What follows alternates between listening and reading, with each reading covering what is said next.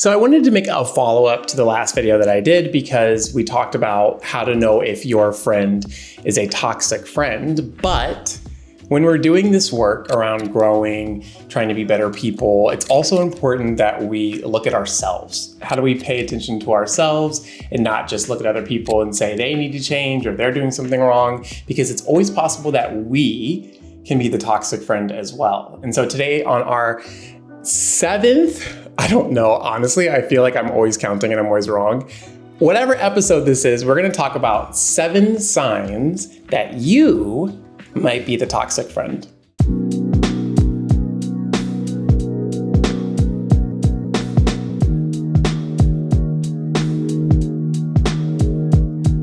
It takes 2 to tango, my friends. It takes 2 to tango. And if you're in a relationship that feels toxic, it's important to look at the other person. But did you know that you also can be toxic? And on today's episode, we're going to talk all about it. So I wanted to make this one because I really care about friendship. Friends are the most important people in my life. I've said that a couple of times before. But I want to acknowledge that there have been times and people that I've caused harm, that I was the toxic friend. In fact, there is two people in my entire life that I have a lot of regrets around, because after those relationships ended, because both of those people said they couldn't do it with me anymore, I had to learn a really hard lesson around what I was doing that was causing them harm. So I want to share this with you all because we can't just point fingers at other people. What do they say? If I'm pointing a finger at you, 3 fingers are pointing back at me. It's true, it's true. So if you watched the last video, that's great, but definitely check out this one because it's important to be aware of our own behaviors that might be causing harm to people that we care about. Now, it's normal to maybe have feelings of jealousy every once in a while, but if you have a friend that you constantly feel jealous of to the point where you have negative feelings about them, that is a sign to watch out for. Try to figure out what it is that you are jealous of. Is that something that you can do? Is there something that you can change or fix so you can stop feeling that jealousy towards them and start getting whatever it is that they have that you don't have? But having a lot of jealousy towards the person that you care about can often lead to really negative and harmful feelings and behaviors towards that person. So number 2, this one can be a little tricky, so hear me out. Number 2 are when you have conversations, the conversations are always about you.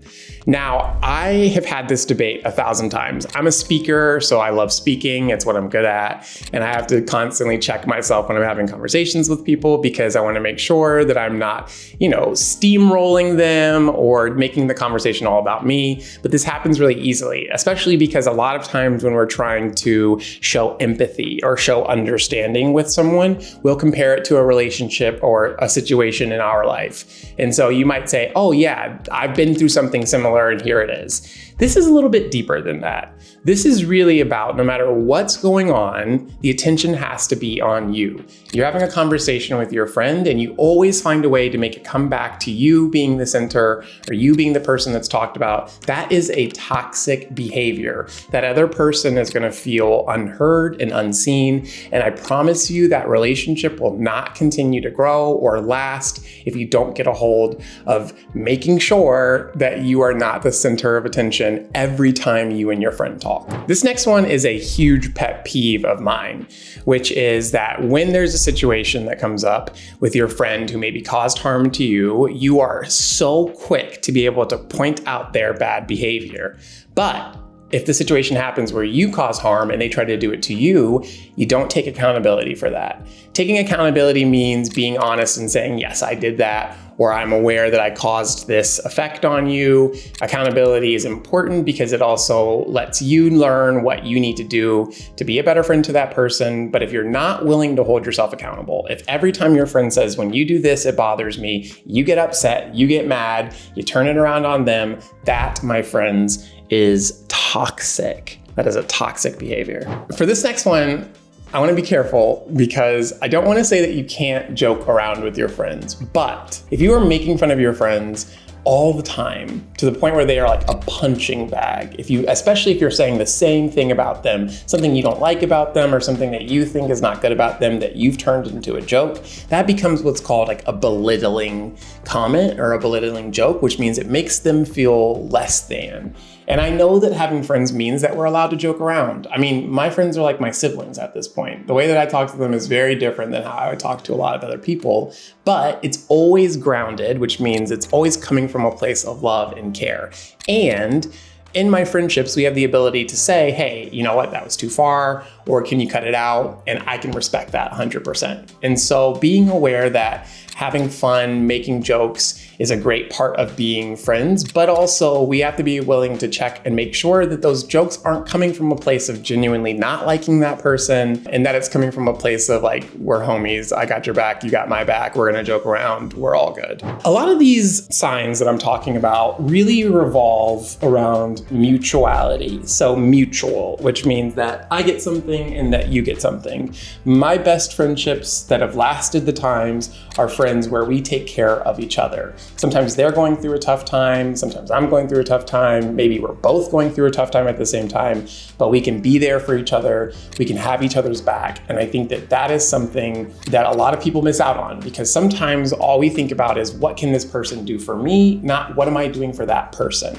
So if you feel like you're always asking for support or for care from your friends, but when they come to you, you can't do it, that is a toxic sign. I talked about this earlier in one of my other videos. I'm saying earlier because it's over there. I ended a friendship recently because I held space for someone multiple times over years. And the first time I asked them to hold space for me, they were very dismissive, which means that they were like, how you're feeling is too much, you're being negative, your vibe is off. And I was like literally talking about my mental health and not feeling well. And so in that moment, I felt used. I felt used by that person. And so even if you don't mean to do it, if you are always asking and taking from your friends but not willing to give, that is using people, and that is a very toxic sign. I think I said 7 in the intro part, but I really liked the intro part, so I'm not gonna change it, and I honestly have lost track. So I'm gonna hope that my editor can put the number that this is, because I genuinely don't remember this one. This is a tough one, and this is one that I am super guilty of doing in the past, which is we don't allow our friends to change and grow. Especially if you're a young person, you know that between 9th and 10th grade, you can be completely different people. And even sometimes it could be like halfway through 9th grade, something's happened, you found something new about yourself, you're going through something, so you need to change and you need to grow. Our friends want us to be the people that we love and that we care about, but they also have to be able to let us grow. And when I was younger, I had a friend who came to me. We were best friends for years. And we had a lot of toxic kind of behaviors between the two of us. I did a lot of toxic things, but one of the worst things I did was they came to me and said that they wanted more. They wanted more for their lives. And I didn't really understand what that meant, because that kind of sounded weird to me. And I didn't want them to change. I just wanted things to be the way that they were. And eventually that person moved on because I wasn't willing to accept them. 6 years later, I was the person that when I came to my friend and said, I'm feeling these things, I gotta do something different, I need to change the way that I show up, I need to change how I act, they said that I was like a new person. They didn't know who I was anymore because suddenly I wanted to change in positive ways. And that is why I left that relationship. Sometimes you hear these things and you're like, aren't friends supposed to do this for you? It's to the point where it becomes too much for them, or if it's draining for them, or they're not getting anything back from you. But being a super needy friend, which means I need your time, I need space with you, I want you to hang out with me, especially if you're someone that's like, don't hang out with other people, only hang out with me. That's super needy. That puts somebody in a very small box with you, and eventually they're gonna wanna get out. We don't want to feel like our friends are using us, or that they need us all the time, that we have to be available 100% of the time. Your friends have lives the same way that you do, right? They have needs the same way that you do. So if you are paying attention to their needs and your needs, cool, it's mutual. We're taking care of each other. But if you're depending on one person for everything and you're asking them for stuff all the time, remember, like physical stuff, or things like time and energy or someone to listen to, right? It kind of gets into this place where we're being a little needy, and that can be a toxic sign. I want to end this. I said 7. I hope it's 7. The last thing that I want to say is that this one seems a little obvious, but it's important to say this. If you betray your friend's trust, which means your friends tells you something in private and you go and tell other people, even if they don't say don't tell other people, and you know that this is not something that they would want to share with other people, if you go and tell somebody else that, right? Or if you tell someone you're going to do something and you don't do it, if you're breaking trust or betraying people's trust over and over again, eventually they're going to get to the point where they're not going to want to be your friend. And I am someone who has lost people because of that. Not because I'm telling other people secrets, but because I would say I was going to do one thing and then do something different or make up lies, and eventually they just caught on to it. And I apologize for that. But what happened was, after years of that behavior, the trust was broken, and that friend decided that they needed better friends. And I'm really grateful that they took care of themselves, because I was not being a good friend when I was younger, and they deserve to have people that will support them and trust them and have their back. And that's not something that I was doing for them. So look, if you are hearing these signs and you're like, oh man, I maybe do a couple of those with one of my friends, it's okay. It's actually great, not just okay, it's actually great, because the first step to change is being aware of a problem. And so if you're saying, yeah, I do these things, then you can change them. You can stop doing that. I like to do that work with my friends. It depends on how comfortable you are, but I like to be honest with my friends and say, hey, this is what I was doing. I realized I was doing it. I don't want to do it anymore. Help me, right? Or what can I do to be a better friend for you?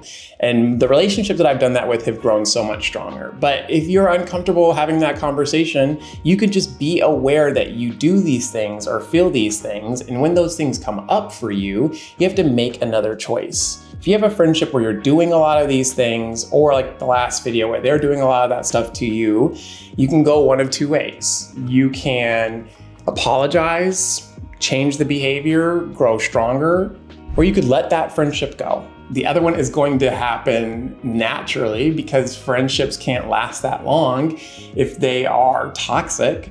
So eventually the friendship will probably crumble on its own if you don't address these things, right? Either your friend's gonna leave, or you're gonna leave, or both of you are gonna leave. So if you want to build a strong relationship, fix the things that are wrong, being able to recognize the signs, being able to call out the behaviors. Remember, call out the behaviors versus calling out the person, right? When this happens, I feel this way, not you. Because people hear you, they put a wall up. They shut you out, and that's not what we want. Next episode, I'm going to be talking about having tough conversations with your friends, which is a natural follow-up to what we just talked about. But until then, I hope you feel better. I hope you do better, especially with everything happening in our society today. I am rooting for you. I'm counting on you to be better than we were. Until then, follow, subscribe, comment, share.